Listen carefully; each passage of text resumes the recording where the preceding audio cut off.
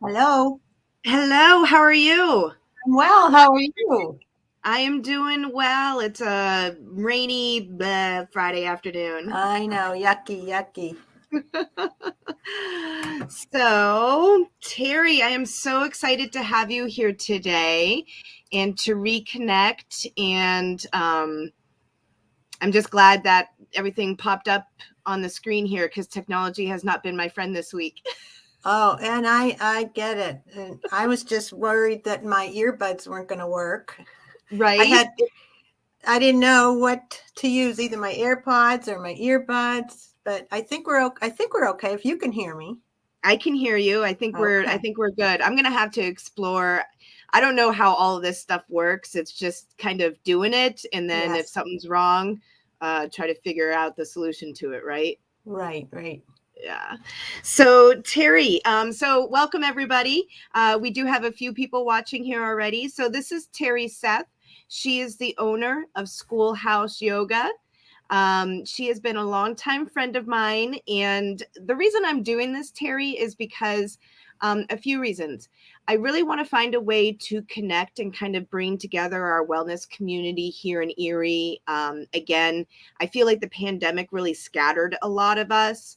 Um, I also am kind of at a point where, I'm busy and in my four walls all day. And by the time I'm done with my day, I hate to say it, I don't have the energy to go out and do a whole lot of networking much anymore. Right. Um, I think this is a nice way for us to get together without having to leave our homes. Right. No, this And is great. I've never done this, but it's a good thing to start and try. And I commend you for connecting to different people. And in the Erie area, we all have our strengths and our talents, and we all are on the same page as far as wellness goes. yeah, It all we're all trying to do the same things, right? right to help And people. yep, and but here's the thing, like I can't help all my people with all the things they need.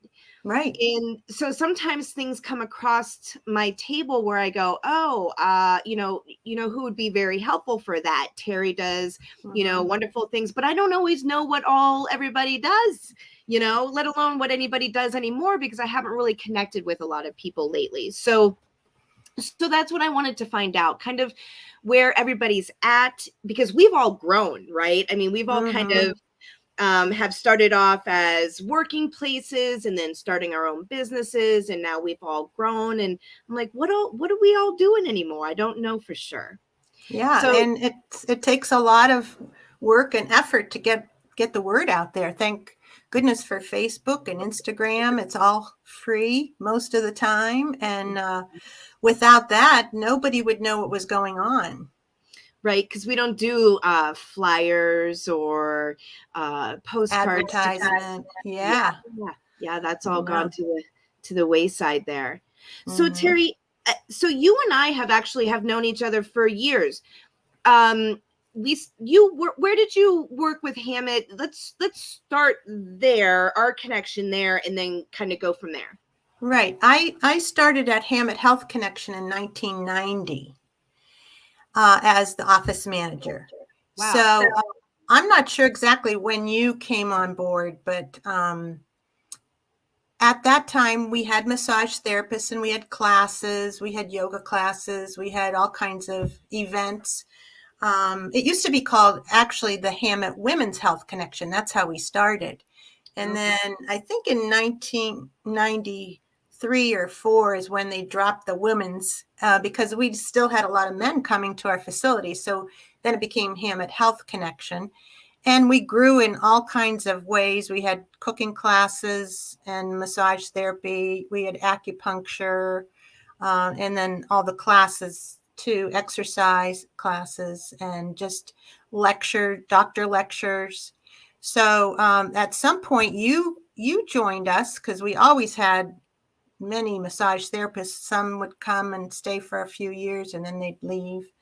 And I don't know when you came. I can't remember exactly. So I think 2004-ish. I graduated. Okay. Yeah, I graduated in 2003, and I was lucky enough to actually get in. So I worked down at the Hamot Wellness Center Oh, down yes. at the gym down on Third in State there. But then Right. I crossed over and started doing stuff with the Hamot Health Connection. Right. And I And think you did hospice massage, didn't you? yep, You I did. I you worked went with Lake to people's Hospice. homes? Yep.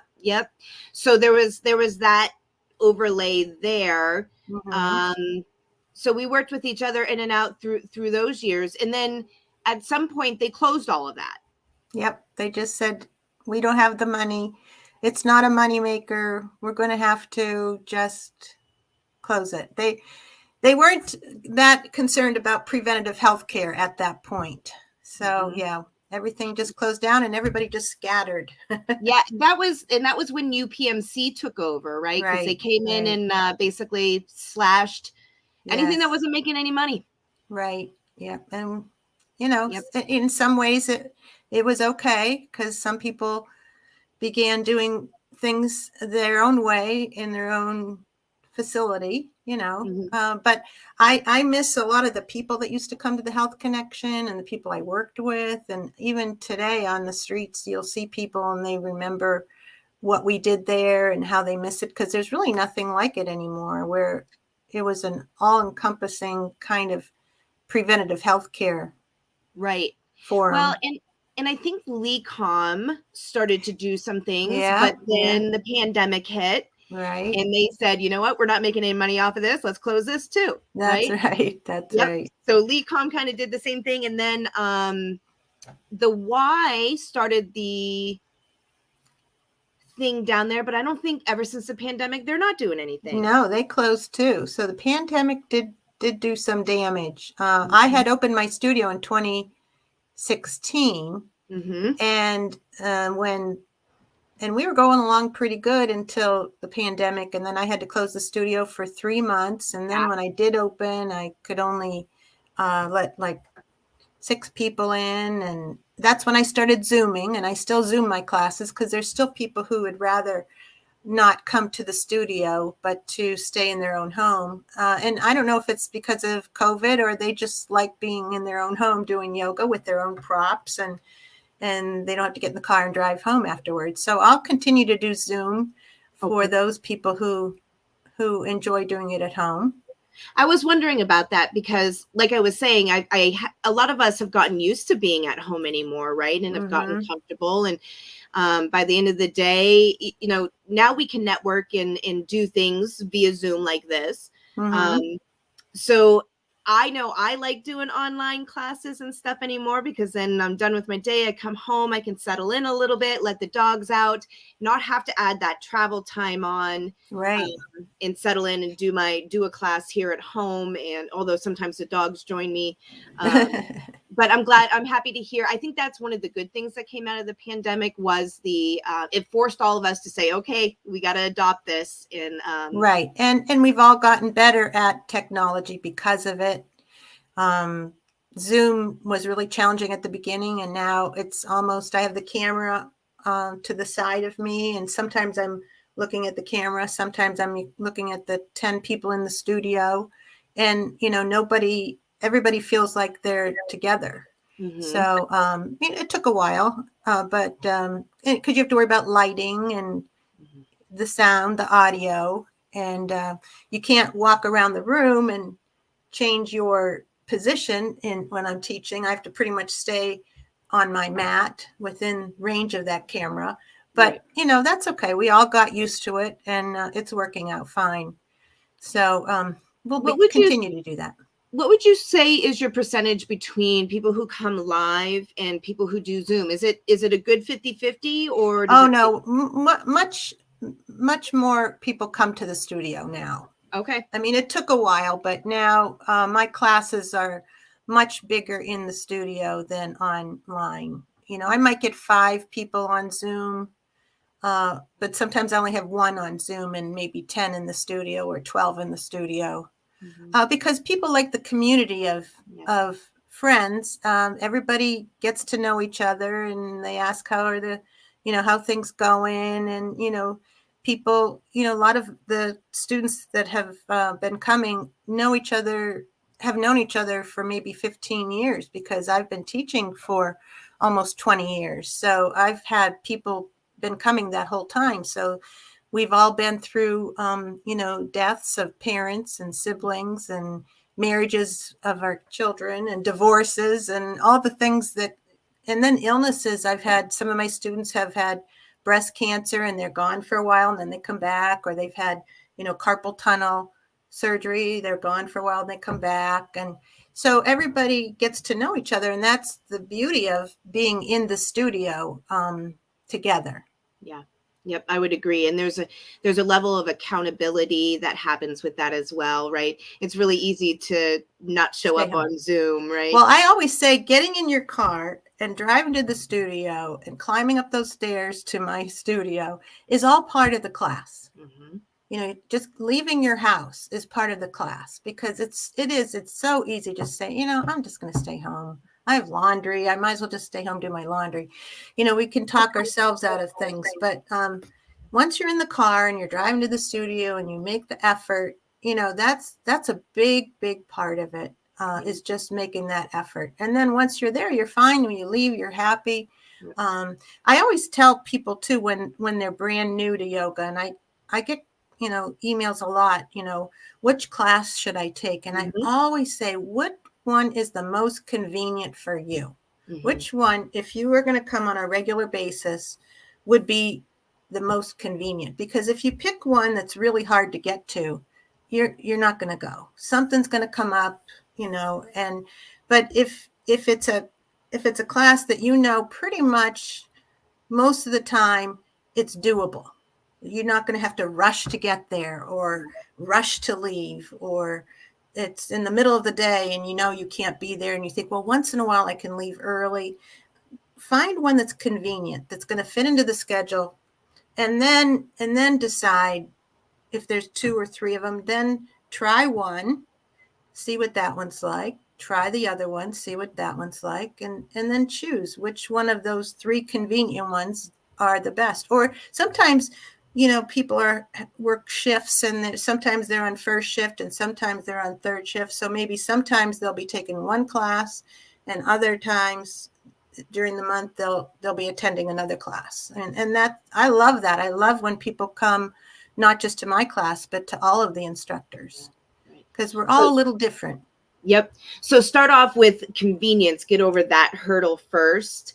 And then it's also, now it's getting to know the people there, finding your people, and then kind of integrating, right. Feeling comfortable in it with the people that you're with. You can tell at the first class most of the time, if you feel comfortable and welcomed, and I think most people at a yoga studio are very welcoming to new people, because we've all been there. I remember my first class. Everybody remembers their first class, and you don't know what to do and how to do it. Yeah. And you're just kind of observing a lot because you don't want to do something wrong. We were all in that same place. So, it's okay to see what other people are doing, and you've got to feel like you are welcome there. Right. And then you'll know if it's too challenging, or maybe it's not challenging enough, or, or you just want to try something else. That's fine. Yeah. So when you have a new student in class, what do you do for them? Like, you walk into your class and you see a new face. What kind of steps do you take to make them feel welcome? Well, I usually can tell if they've been in my class before, and I ask them, have you been in my class before? Because I've been teaching so long that sometimes it may not have been at the studio, but it could have been when I was teaching at Hamot or somewhere else. And they may say, well, I took a class from you a long, long time ago at the Art of Yoga or whatever. And then I kind of connect with them, because we all greet everybody right at the door, because our front door is locked for security reasons. So every yoga teacher greets everybody at the front door to let them in. Oh, so okay. so it's not like you walk in and there's 10 people there. So everybody who comes through that front door, I greet them, welcome to class. Have you been in my class before? And if they say yes, I have, but it's been a while. And I'll ask a few things about, do you have any, knee or back problems or whatever. And they'll give me a little bit of information. And then when they find their space on the floor, I make sure that they have a bolster or blocks or a blanket just in case, because I don't know what they're able to do. I don't know if it's comfortable for them to sit on the floor, or if it's easier to sit on a bolster or a blanket. And Right. I'd rather they have the props there. And Right. then I just keep extra attention on them. Mm-hmm. And I can tell there's things going on pretty much immediately. If they can't raise their arm, if we're all like this and she or he is like this, and okay, there's a shoulder issue there, and Right. and every teacher is really probably doing this too. Just do what you can. Don't force anything. Only go to your own ability, your own edge, and there's no judgment in a yoga class. There's no competition. And hopefully at the end of that class, they feel comfortable that they were attended to, that they weren't ignored, that the teacher didn't pay any attention. I think all of my teachers are really good at paying attention and helping new students. I really do like it when they say, I've never been to any yoga class at all. This is my first. I've never tried it once. I'd rather they come right out and tell me that right at the beginning. Okay. Yeah. Yeah. Yeah, that's a good thing to know. Or if they said it's been 10 years and I haven't done anything for 10 years. Good to know. Good Yep. to know. Yep. And it's always fun because it kind of takes you back to your beginning days too, right? And you try to remember, like, just stick to the basics. Right. And like you said, it's not even sometimes about what we're doing there, the actual yoga itself. It's more Right. about the environment and the welcoming Right. of community that Right. is important for that first session, right? Right. And I start right at how to sit. If I know, even if all my students in the classroom have been with me for a while, but there's one person who's brand new, who's never been there before, I start with, okay, let's start in our seat. And this is the best way to sit for you to be comfortable. Sit on a blanket, sit on a bolster, cross your legs or don't cross your legs. And I go through the whole routine, just like everybody in the class is brand new, because it's a nice reminder for people who have been coming Yep. For a while. They'll hear something maybe that they never really heard before. Yep. So it's a little more challenging when you have somebody brand new. But I also enjoy having somebody brand new because I know what it felt like my first class, and I thought, wow, this is great. Right. Well, and like you said, though, there may be other people there who come all the time, but you hit the nail on the head. You only hear things when you want to hear them. Right. So you might have told everybody how to sit several times, but it might have been that day for Mary, who's been coming for 2 years, for it to finally sink in. So there's nothing wrong with repetition. There's nothing wrong with taking it back to the basics. It just reinforces what they already know. They're not going to sit there thinking, I already know that, Terry. Right. They're just going to, they're going to say, oh yeah, that's right. I remember that. Yep. That's awesome. I love it. So 2016. So you've been open for 7 years. Yeah. I want to talk about the space that you're in, though, because it's a unique area. And so I'm interested to find out how you got in there and how you found that space. Let's start with that. Well, I was kind of in limbo. I was teaching at 2 or 3 places for UPMC, and I was doing some nursing homes, and I was just kind of bouncing around from place to place. I had never had my own place, and so I started looking for some place. And one of my friends, Laurel Swartz, had heard about this school at St. Mary's, the studio or space to create at St. Mary's, and because Debbie Sementelli had a studio there, and she said, you've got to come and see this space. So the Benedictine nuns own the building. They are my landlord, and they have these classrooms in this old school that they rent out to businesses and artists and organizations. So every classroom, I believe there's 10 of them, are all rented, and we share the space, but we all have our own classrooms. So when I saw the classroom, I loved it, but I thought, oh, I don't know if I could do this all by myself and afford the rent and everything that goes with it. Because I was originally just thinking of a place just for me, not being in charge of other teachers or whatever. And I thought, I don't know if I can do this all by myself. I would need other people to help me. Well, it's a big space too. It is. It's a big space, and I do like it to be used all the time. Right. So, it took me a while to figure out if I could afford the rent. And I knew that I wasn't going to become rich doing this. I knew it was going to be, if I could afford if I could afford the rent and my insurance and just make a tiny little bit of money on top of that, I'd be happy. None of us get into this because of money. No, it wasn't for the money. And then I found one instructor who said she wanted to teach with me, Melanie Henderson. And then I found another, Christina Omer. They're both still there. And then I've had other people come and go. And I thought, I think I can do this. I think I can if of course, this was before COVID, and I could get like 16 people in the classroom comfortably. And if I taught 2 or 3 classes a week, and then if other teachers taught 2 or 3 classes a week, yeah, I could make the rent and the insurance. Insurance is pretty expensive, liability insurance and studio insurance, and then keeping the studio clean and maintained, and all the supplies you need, and so it was it was challenging, but I enjoyed it, and so with little problem with COVID, that wasn't helpful, but we've gotten to the other side, and it's going fine. And I have had 5 teachers, and one of my teachers just left. She's opening her own studio, Danielle Donato. Okay. And that's a dream of hers. She's always wanted to own her own studio. So you'll be hearing more about that, I'm sure, on Facebook.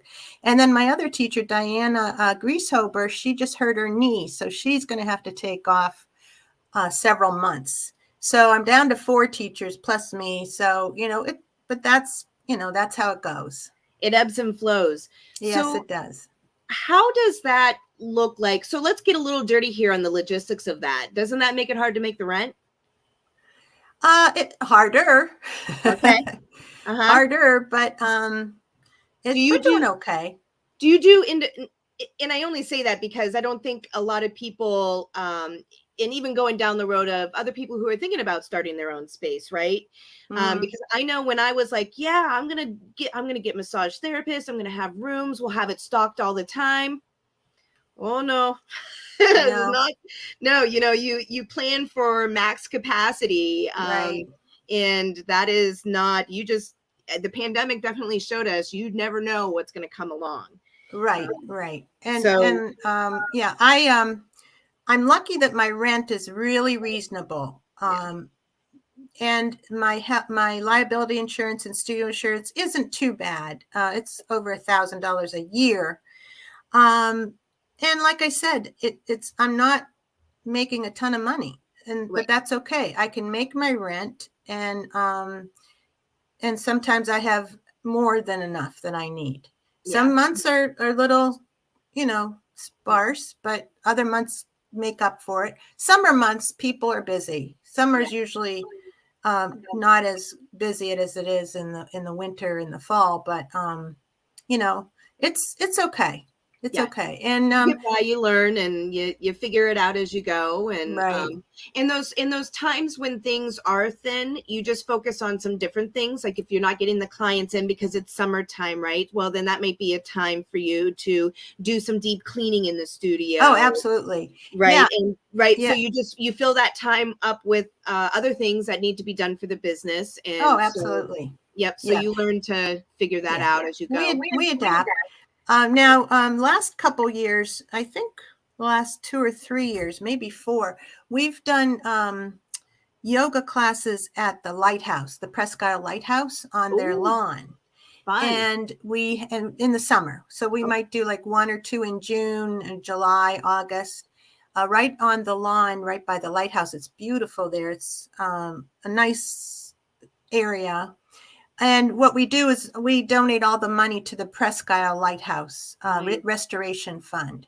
So, that's something we do. And, I've gone out and done talks and done demonstrations for different organizations when people ask. So, it does keep me busy. And some of the other instructors, they do privates. Sometimes they'll have a private client and they'll use the studio for that. Okay. And that's nice too.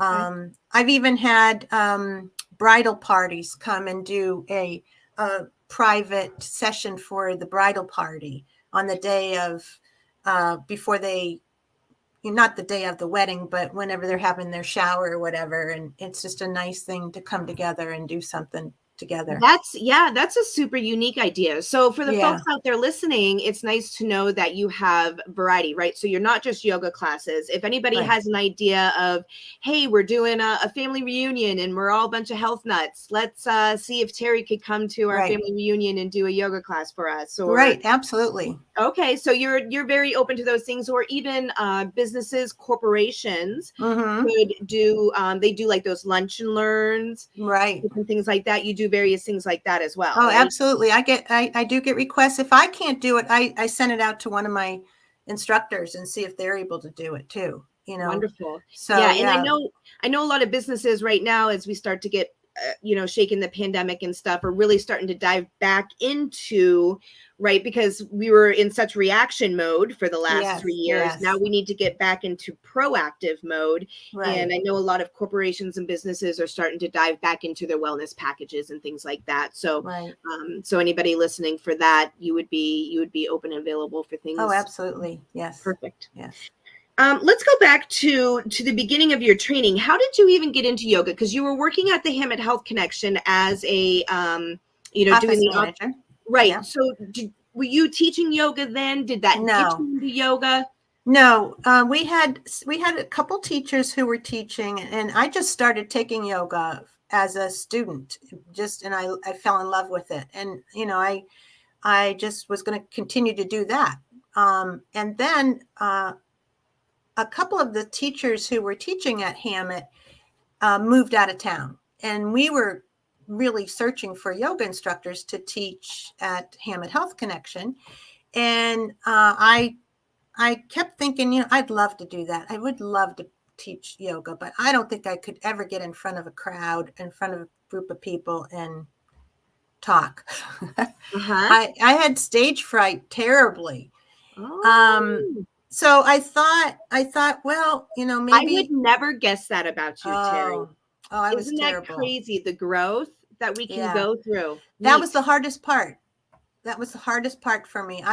When I first started teaching, when I only knew like this much, I was so nervous, and I would just bead of sweat would be on my forehead, and because you want to do so good, and you want to help everybody, and you want everybody to feel like they had a good experience. And I just thought, I'm not that good. I don't know enough. I had a lot of self-doubt, and I just felt like I needed more training. Even after I got my training, I went with my first training was with Yoga Fit. I did just a weekend training because I thought if I can do the weekend training, maybe I can do more than that. And so I did the weekend training, and I enjoyed it. And then I did a 200-hour training with Michael Plasha at his studio. Yep. And even after that 200-hour, I felt like I didn't know enough. Yep. And that I couldn't give everybody the experience that I thought that they should have. So just constantly taking classes, going to other instructors, more training, practicing, watching videos, just constantly trying to learn more. And then just practicing with my verbiage and Yeah. talking more, it just becomes easier. That's Yeah. the only way. I mean, you can go to training for weeks and still not know how to communicate what you've learned. And that's hard. I think what it is it's stamina, right? It's sticking with it through all the doubt, Right. through all the over preparation for each session, right? Through all the, I don't think that person got what they needed out of this. How many times have you walked away feeling that way? But you never know what the person is experiencing on the other end, right? Right. And those are our own little demons sometimes eating at our brains. Right. And it is. Yeah, it's called imposter syndrome. You think, do I really know what I'm doing? And do they, but they did reinforce, my students at the beginning would reinforce, that was really good. That was really a good class. Thank you, Terry. And that helped a little. it helps every single time. And then, and then you get to a point where you don't even, now you just are, right? Yeah. The words flow, the phrases flow, but I would be on my way to the yoga classes. I'd be in the car. I wouldn't have the radio on or anything. And I'd be practicing how I would open the class. Yep. How would I welcome people? How would I describe to somebody how to do the sun salutation, in the correct order, in a way that people who'd never done it before could do it. And then, I would practice in the car on the way. Yeah. So it just takes practice, just like anything else. Practice, practice, practice. Yep. And just sticking with it and knowing that if you stick with it long enough, it'll all come together. Yeah. Michael Richards, Michael from massage, the massage therapist, he was a yoga instructor too. And one of the things he told me that really helped me too, and I think of it still today, is use your words carefully. Like instead of saying grab your left foot, grab is kind of like a violent word, to say grab your left foot and take it over here. He said, use a more gentle word for that. Like take a hold of your left foot and bring that leg over here. So how you use your words in a yoga class is really important. Making it as gentle and easeful as you can, rather than making it sound forceful or violent. So every word you use is important. And just being mindful, I think that comes back to the practice of yoga itself, right? So all of it. Non-violence. Yeah. Yep. All of it. Let me see here. Are you you're looking for yoga teachers at your studio right now? Yeah, if there's some instructors out there looking for a place to teach, maybe for, once a week, twice a week. I have morning, afternoon, and evening times available. I'd love to meet with them. And if they have the proper certification, and they need to have their own insurance as well for an instructor. I have the studio insurance and I have my own liability insurance. And if any instructor is interested in teaching, he should have their own liability insurance. And if they're out teaching in a park, and something happens, I don't know. It's just, no matter where you're teaching, it's good to have your own liability insurance. So that's the only thing I require: the teaching certification, and then the liability insurance. And then I usually have them teach a few classes just for free to get them going. Just let them contact their friends and their family and have them come to the studio and try out the classes for free, and then we can get them on the schedule for regular classes. Okay. All right. Great. Great. I like that. And you recently, so you've had all this growth or journey of everything that you have going on, and yoga itself is different than the beast of actually owning the business. So you recently, though, talking about websites, the online classes, and different things like that, you did recently just get some type of grant or something. I did. I heard about this small business grant it was through the Underdog Barbecue franchise. Nice. Yeah, they have money that they award to small businesses for whatever they need. It could have been supplies or for education or whatever. So that was through Gannon. So Gannon and Underdog Barbecue together, they awarded me me and there was two other women who they awarded $2,000 for. And with that, I got to, they helped me with a new website. Nice. And through that website now, all the booking is done on the website. Okay. Everything is on the website, even the liability or the waiver that you need to fill out before you come, everything, all the classes, the teachers, everything's on the website. So that has helped a lot. I had a website, but it only showed you what was going on. There was nothing else to it. So what's your website help. right now? What's the URL? Schoolhouseyogastudio.com. Schoolhouse Yoga.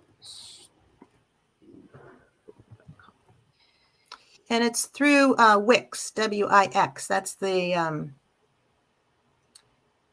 website. And Gannon, I had a student from Gannon who was really helpful. She helped me through the whole process. Was that through the Beehive program? No. Okay. Nope. It was just Gannon Small Business. Okay.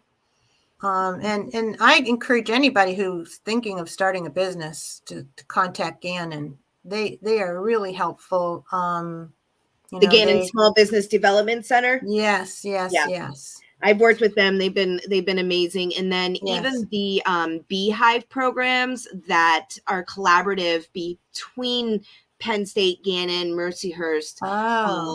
They all help with branding. It might be something that you'd want to look into a little bit more. I don't know of that. Yeah, they give you resources. They give you people that help with like your logos. They even have a legal lawyer portion, a bunch of different stuff. So anybody starting their own business, I definitely highly recommend. They helped me rebrand with the new logo that I have now and stuff. Yeah, so they've been super fabulous. So in the Gannon Small Business Development Center, they helped me with my business plan, all that stuff. Because you kind of start off small, but as you start to grow, you're like, oh, I might need some money for this and loans and, to help execute your dreams as you grow. And having all of that foundation, it makes a huge difference. Yeah. Right. Okay, I'll look into that Beehive. Yep. And then what else? So you got that up and going. You got your website. People can book through there. Do they have to book the classes through there? Can they just show up? How does that work? We prefer that they book. And the reason for that is the class size is limited too. Okay.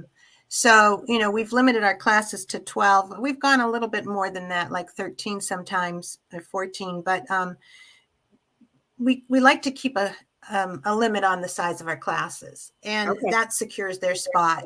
Also, because we have to let everybody in at the door, because the door is locked.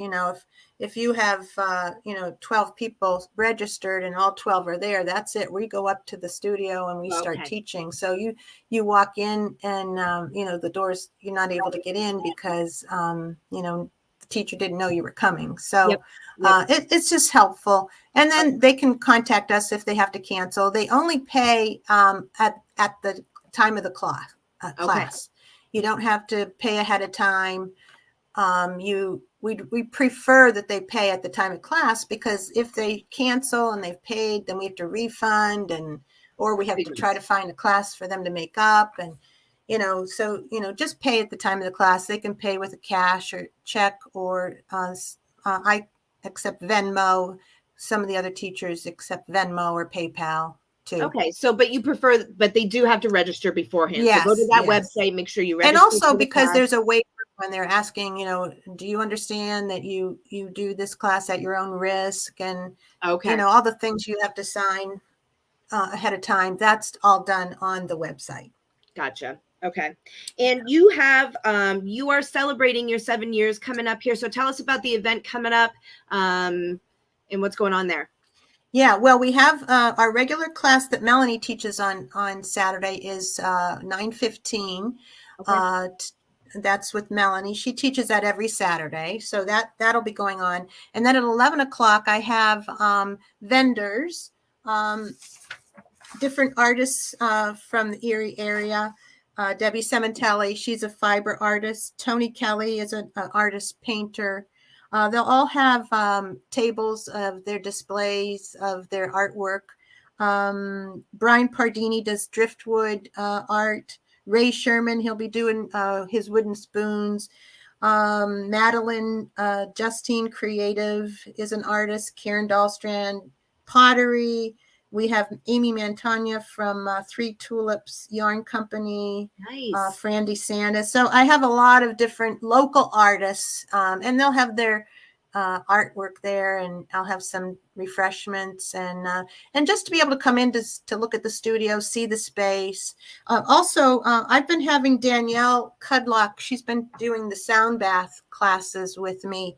She's going to have her crystal bowls there, so people can see what the crystal bowls are all about. And Danielle does the class, but she also does individual appointments with the crystal bowls too, so she can talk about that too. So Oh, wonderful. just from 11 to 3. I know there's a lot going on, and but people can pop in for a little bit and What's see. the date on that? May 6th. May 6th.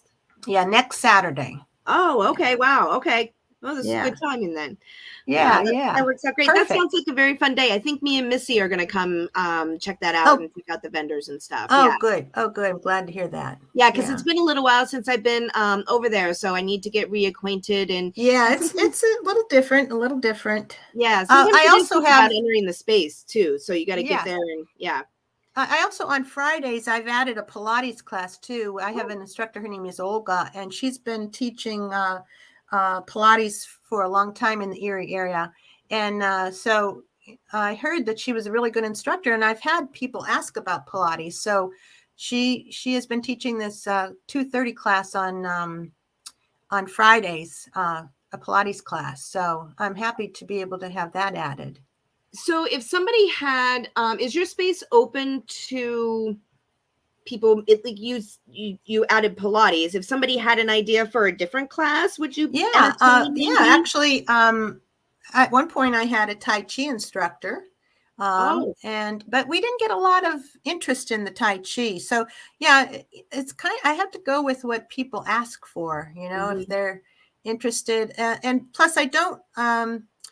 I want the floor to stay good. It's a really nice floor, and I don't want, I don't want the floor to be ruined. So it's got to be something that will fit in, But yeah, there's been times when, people have asked about a particular class, and I'd love to try something and see if we get an interest. Okay. Maybe Qigong or Tai Chi. Usually those would fit in. Yeah, something, even if it's something a little bit different, but you never know what's brewing out there. I know. And what people, there's a whole generation below us now, up and coming healers and wellness individuals. So to make our spaces open to them, for them to grow, it's kind of our time to do that. So there might be some ideas that we might not even know about that's brewing out there. So if we have our doors open, we might be able to get in on that as well. A couple of years ago, I had a woman who wanted to teach baby and mommy yoga. And because she had a little baby and she was a yoga instructor. So we had several classes with the mommies would bring their babies. And then those babies grew up. And so she couldn't teach that class anymore. And then she got pregnant again, and she went through it again with her new baby. And now those babies have grown up. So, it's hard to teach toddlers or little kids yoga. They're just too busy. But a baby who doesn't really move much, it's really for the mom. But they bring their babies with them, and they, begin to know each other. And Right. start a community. So Yeah. that's a nice group to have there too. Cool. I love Yeah. it. Yeah. Anything else you have for us, Terry? Wait, let me see. I wrote down a few things too. Sure thing. Yeah, let me see. Oh, the lighthouse. I am going to be talking to the lighthouse woman. Her name's Deborah. She runs the lighthouse gift shop there, and we're going to come up with dates where I'll do lighthouse yoga on the lawn. So you can be looking. Is there something specific about the lighthouse that you love and adore? Why the lighthouse? Well, it's right on the lawn there, and the lighthouse. We're just right under the lighthouse, and you see we face the beach, and it's just beautiful. And it's a beautiful space. I like the outdoor. I like it being outdoors once in a while, and I like the idea of contributing to the restoration of the lighthouse too. You like anything with the word house in it? The schoolhouse? Yeah, I guess so. You got a little theme going on there. Yeah. Also, there's a woman in town. Her name is Monica Graves. Have you met up with Monica Graves yet? I have met up with Monica. I am going to be a sponsor. Yeah. Okay. Yeah, I'm going to be an instructor. So that Soul Fest is June 17th, and I'll be one of the instructors for that. That's going to be exciting. You're going to do the on stage instructing? I guess I'm not really sure where yet, but I already signed up, so I'm just waiting to hear more about that. But I think that's going to be a really nice day. I'm just hoping the weather's good and we get a good response. I hope so. I think she's got a really great idea. I think if anybody can pull this off, she has the background. Like as soon as I saw the website, I was like, oh, this is somebody who knows what they're doing. Like, and she's done things like this before, so it's not like her first time. So I said, I'll whatever. Yeah. And then in June, I have another yin yoga and sound bath with Danielle Cudlock. It'll be on, I think it's June 3rd. Okay. But once a month we do I do an hour of yin yoga, which is a very meditative, passive yoga practice. And then for about a half hour after the yoga class, we have the sound bath where she uses her singing bowls or her crystal bowls. So we'll have another one of those in June too. So, it'll all be on the website or on Facebook or Instagram if people are interested. When we're done here, feel free to go on my page. You'll get a link to be able to share this on your page as well. Oh, okay. Yep. And then so you can put the information on there. You're more than welcome to put that information in the comments underneath this on my business page. So that's just there as well. All right. So that everybody has access to that. And Terry, this has been so awesome to reconnect with you. I'm excited to see where Schoolhouse Yoga is right now and where it's going. And I'm excited for all of us to start getting back together with each other. Thank you. Thank you for your help and contacting me. Yeah, and hang around for a bit. We'll meet downstairs here in the green room afterwards, and we'll just chat real quick. Thank you, everybody, for showing up. And if you're interested in schoolhouseyogastudio.com, that's where you can find Terry and some of her lovely yoga teachers, too. Thank you. See ya.